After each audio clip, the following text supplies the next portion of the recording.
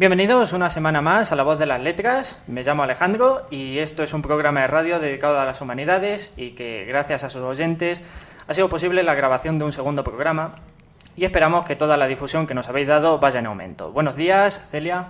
Hola, buenos días. Buenos días, Eladio. Hola, buenos días. Hoy tenemos a un invitado especial, ¿verdad, Eladio? Pues sí, hoy tenemos a Juan Sisinio Pérez Garzón, que es catedrático en Historia Contemporánea y profesor titular en la Universidad de Castilla-La Mancha, en la Facultad de Letras de Ciudad Real.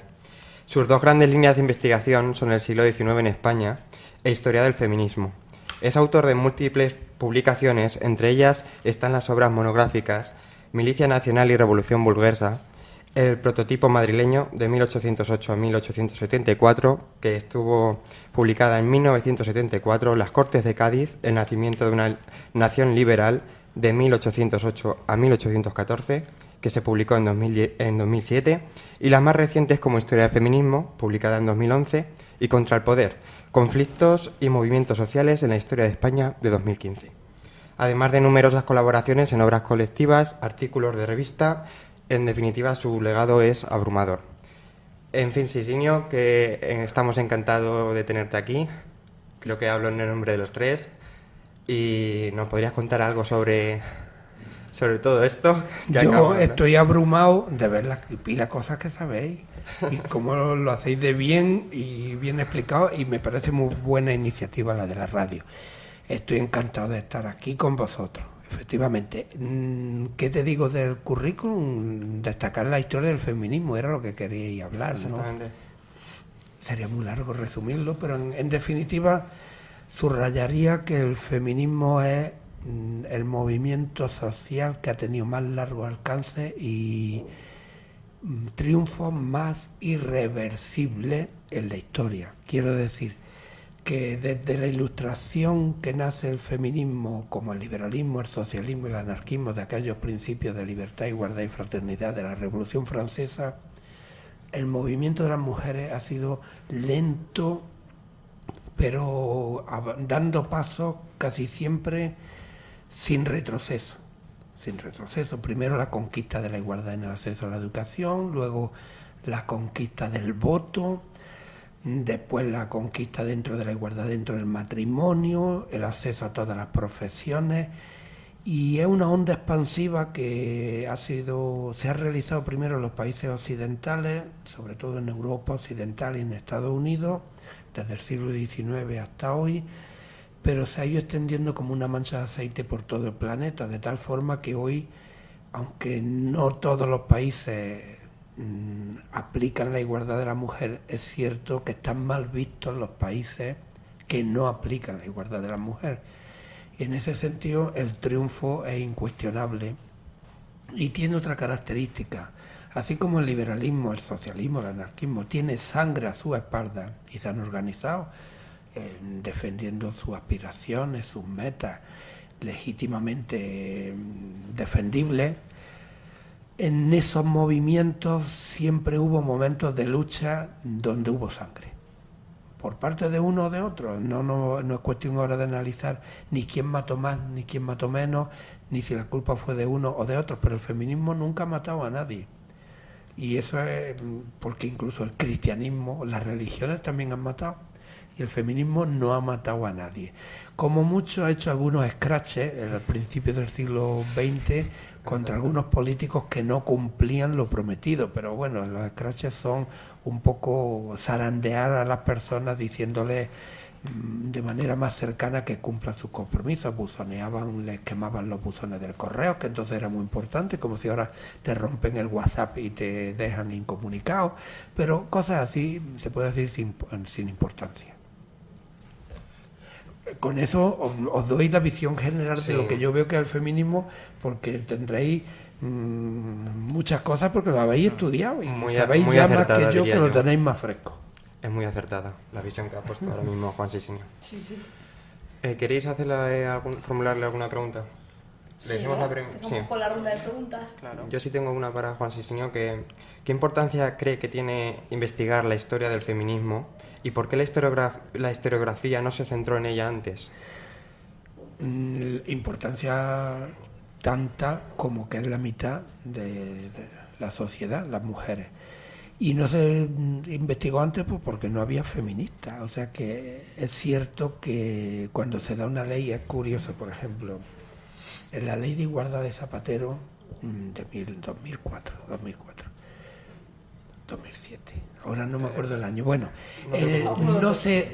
no en el preámbulo, los preámbulos de las leyes se explica por qué se hace una ley. Y ahí no se cita el feminismo como impulsor de esa ley. Cuando se da una ley de otro tipo se habla de los movimientos pedagógicos, de los movimientos de renovación social, de los sindicatos y la ley de contratos, se habla de la patronal. Y aquí no se menciona el feminismo. Y es que la historia de las mujeres y las leyes de igualdad de las mujeres son fruto de la presión del movimiento feminista. O sea que hay como una especie de pudor en reconocer que el feminismo debe de ser parte de la ideología de cualquier sociedad democrática, porque es ni más ni menos que defender la igualdad, no tiene más complicaciones. En ese terreno de la igualdad salen puntos que pueden ser discutibles, pero como pasa en el de la igualdad a otros niveles, cómo organizamos el acceso de todos los jóvenes, chicos y chicas a la educación, con becas, con no becas, cómo paliamos la desigualdad de origen familiar. Pues lo mismo pasa con la igualdad de las mujeres. Hay terrenos donde hay que pulir muchos problemas que están ahí pues anquilosados de tiempo y que cuesta trabajo arreglarlo y que hay que discutirlo y que no todo el mundo piensa igual, claro. O en temas como relacionados con lo que ahora se llama vientres de alquiler o maternidad subrogada, el tema del aborto también, la prostitución. O sea que hay puntos donde no hay unanimidad, pero porque es un debate que está vivo y está presente y es lógico que se vaya limando conforme se vaya logrando mayor consenso y un razonamiento mejor depurado. Yo tengo otra pregunta relacionada con un poco eso que ha dicho Eladia anteriormente. En relación o poniéndolo desde el punto de vista de los currículums de secundaria, ¿por qué todavía no se implanta ya no historia del feminismo, sino por qué todavía siguen sin salir las mujeres en los temarios de secundaria? Sisinio, ¿por qué piensas tú que por dejadez, por comodidad, porque no interesa? Por inercia absurda que domina el mundo académico en general, en muchos campos. Pero en este caso sí es cierto que es urgente, pero no en la secundaria, es grave. Pero en la universidad tampoco se explica, en ninguna asignatura. No existen más que como optativas en algunos grados de humanidades. En concreto en España yo estuve revisando y no hay más de los 50 facultades de historia que hay, como en la mitad se enseña historia de las mujeres o historia de género como optativa, nada más. Y en algunas que había, como en Málaga, porque hay una catedrática, que había 2 asignaturas, ya han pasado a ser optativas. Se ve que han perdido fuerza, por lo que sea, por correlación de fuerza al reducir los planes de estudio. Entonces, y en las carreras de ciencias sociales, en economía, en sociología, en antropología, pues sí, es como una adenda más como optativa, en algunos casos obligatoria excepcionalmente, pero pensar que de las asignaturas que tenéis de 4 años, tenéis 10 por 4, 40 asignaturas, que una se dedica a las mujeres. El problema de esto es que se habla de la transversalidad. En los programas de estudio en la secundaria se explica o se pretende que hay cuestiones que se deben de explicar en todas las asignaturas, y eso es también un poco absurdo, porque en matemáticas explicar la tolerancia, los valores de tolerancia, de libertad, de respeto, de igualdad de la mujer, en muchas asignaturas de ciencia luego es una manera de pasar el trámite y hacer como que cumple con la ley. En el caso de ciencia social, en el caso de historia, pues lo que elaboran los libros de texto es que no existe ese temario de feminismo, no se habla de las mujeres, se habla de los sindicatos, del movimiento obrero, de las luchas sociales en todas las épocas prácticamente, por supuesto de las batallas, de las guerras, de los cambios económicos, y las mujeres no existen, pero en general los libros de bachillerato, y eso es, sí, es desidia y falta de preocupación y quizás pues falta de conciencia, que se cumple diciendo he dado una ley y ya está. Y como está la ley, pues que se cumpla sola. Y a la hora de la verdad, en los libros de bachillerato de secundaria sí que es una laguna grave, porque no es tanto que sea transversalidad y que lo expliquen todos los profesores, que eso en la práctica es inútil, sino que haya unos contenidos específicos donde se haga una genealogía de la historia de las mujeres y cómo se ha llegado al presente, pero es un reto que está pendiente. Incluso, sí, señor, no simplemente con que se mencione a las mujeres en el mismo temario, ¿no sería también suficiente por este momento? Es decir, que se iguale, si están dando, por ejemplo, historia del arte, que se dé también las pintoras, que se den también las escultoras. Sí, se está en el camino y se está recuperando figuras de escritoras, de pintoras. Ahora hace poco ha salido la Sin Sombrero, que es de la generación del 27, sabemos todos hombres, García Lorca, Alberti, Cernuda, Damaso Alonso, Vicente, muy importantes, y no se conocían pues los nombres de María Teresa León, de Maruja Mayo, de toda la cantidad de mujeres, de Concha Méndez, de Rosa Chacel, que escribieron, y que la calidad literaria es otra cuestión ya, que para eso están los expertos, pero es cierto que falta información. Y los libros están elaborados con mucha, eso, una manera suave de decir es con inercia, pero en definitiva con criterios anquilosados que no se ajustan a la realidad social en la que se está viviendo, y que tampoco le da a los chavales que estudian hoy instrumentos para pensar de otra forma, porque también influye mucho ver tantos reyes y tantas batallas. Al final os gustan Juegos de Tronos. Claro, es que os acaba gustando Juegos de Tronos a todos, y hasta los líderes políticos de Podemos están con Juegos de Tronos alucinados, como si fuera la solución para los problemas del presente, en lugar de estudiar otra figura. La figura de Gandhi no existe en los libros de texto, y sin embargo Hitler, la obsesión con el fascismo, que es cierto que es un peligro, pero no se evita el peligro por mucho que se cite. El que es facha y no va a dejar de serlo por mucho que enseñe el nazismo. Quiero decir que no se enseñan que hay personas que han logrado grandes éxitos sociales o han tratado de lograrlo, y luego ha habido situaciones muy complicadas, como Gandhi, la independencia de la India, o Nelson Mandela en Sudáfrica, u otras doctrinas que pueden servir para crear una ciudadanía distinta. Cuando los filósofos dicen que han puesto filosofía en el bachillerato obligatorio otra vez, que es una cruz. Una cruz porque al final estudiar a Aristóteles te hace más crítico. Si Aristóteles pensaban que las mujeres valían la mitad de los hombres y por tanto tenían que comer la mitad que un varón, ¿dónde está el pensamiento crítico de Aristóteles? En la metafísica. ¿Y de qué me sirve ahora la palabrería metafísica de Aristóteles en el siglo XXI? Entonces, ese empeño que aplaudieron todos en las cortes, ya hemos puesto filosofía en el bachillerato, ¿y qué? ¿Y qué? Y el pensamiento crítico con el patriarcado, por utilizar un término que bueno, se ha convertido ya en tópico, ¿de qué pensador lo sacamos? ¿De Aristóteles, de Platón, de Hegel, de Ortega y Gasset, de Heidegger, que era nazi? ¿Eso es el pensamiento crítico que vamos a estudiar? Pues por eso tenemos en la cabeza muchas tonterías. Y los intelectuales, los políticos, los académicos, la gente que escribe, los escritores y mucho. Pero bueno, en fin, se va avanzando poco a poco, y si sirve de algo decirlo en voz alta, pues bueno, ya está. Luego, otra cosa también, y es que en todos los temas hay tópicos.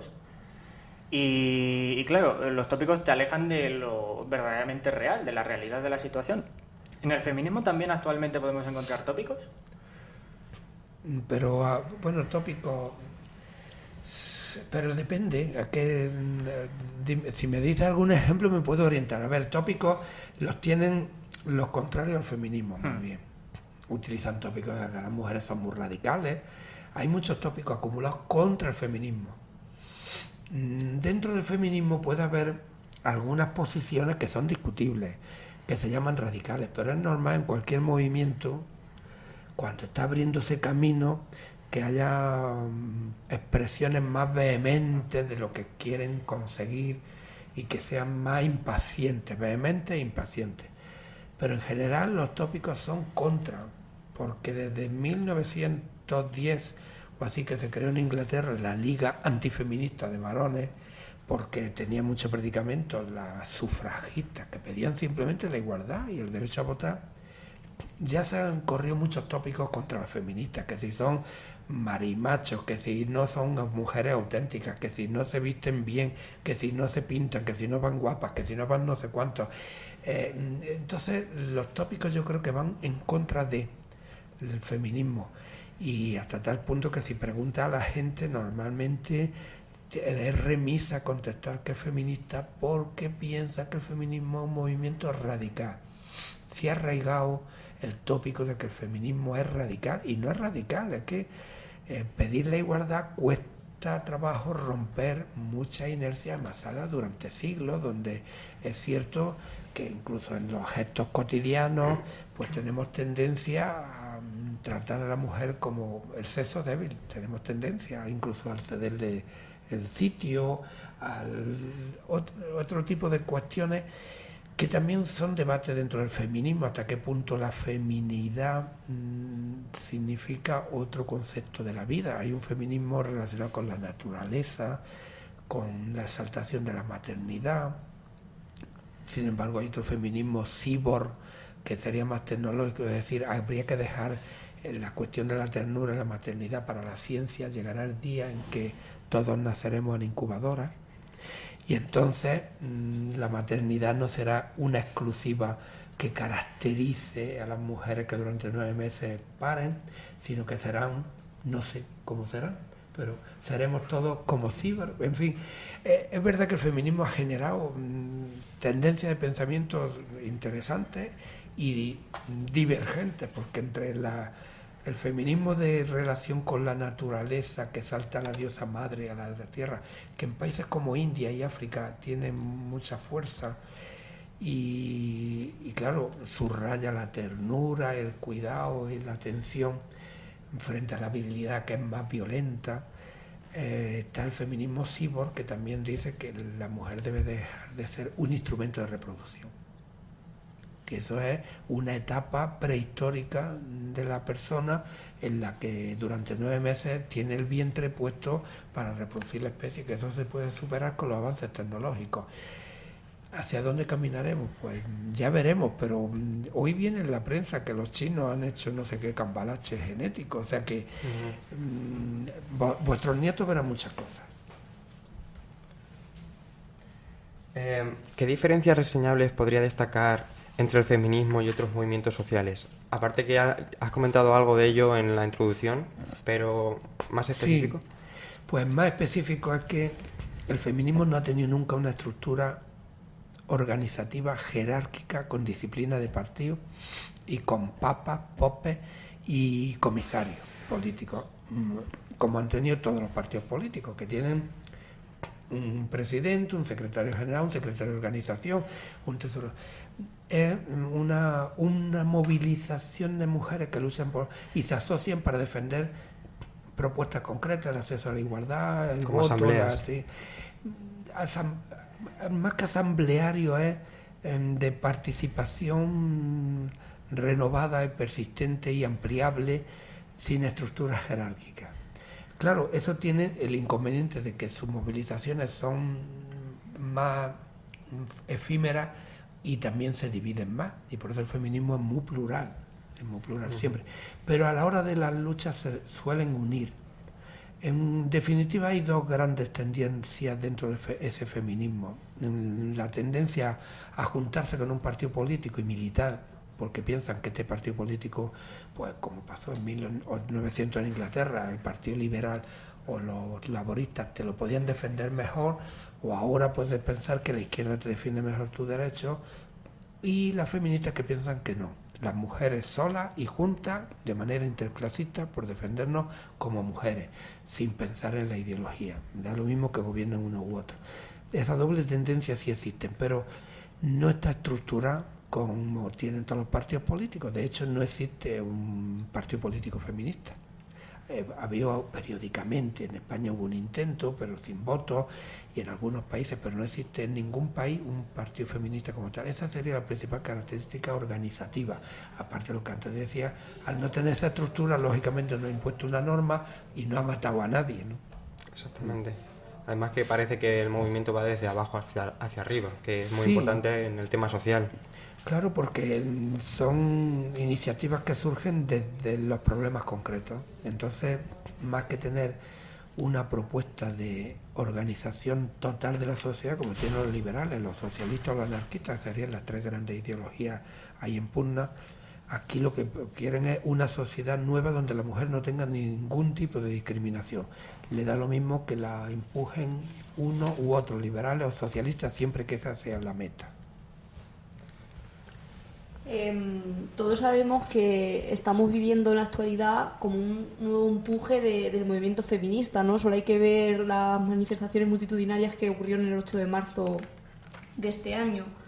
En relación a esa historia del feminismo como movimiento, ¿cómo lo podemos relacionar?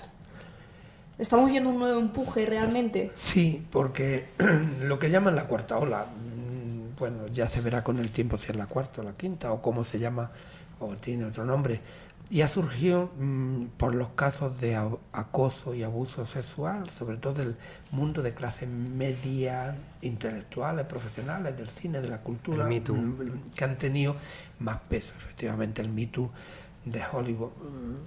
Y sí que tiene una diferencia con respecto a las anteriores movilizaciones, que gracias a las redes, porque ha cambiado la situación, hace poco recordaba en clase, en 1878 se hizo en España la primera llamada telefónica, con lo que significa el teléfono.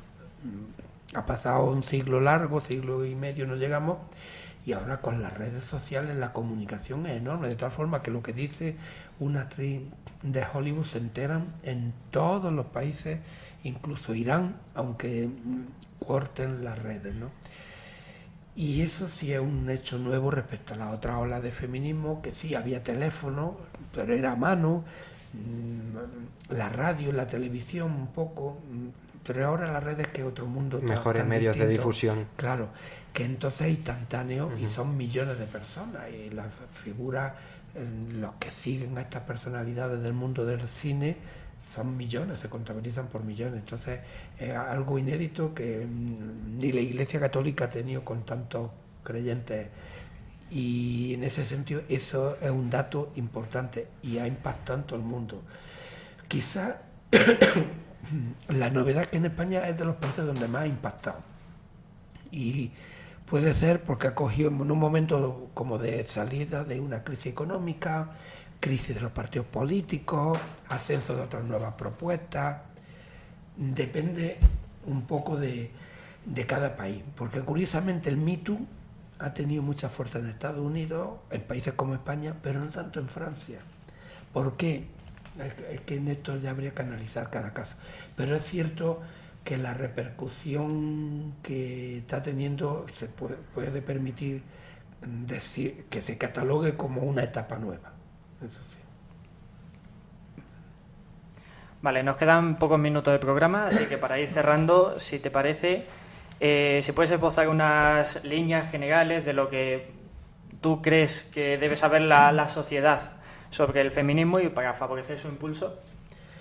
Pues lo fundamental sería, antes lo hablábamos, que se enseñara en la escuela como un apartado específico dentro de historia y dentro de ética, que no sé ahora si se pone como obligatoria, pero en los historiadores ahí tendríamos un papel importante.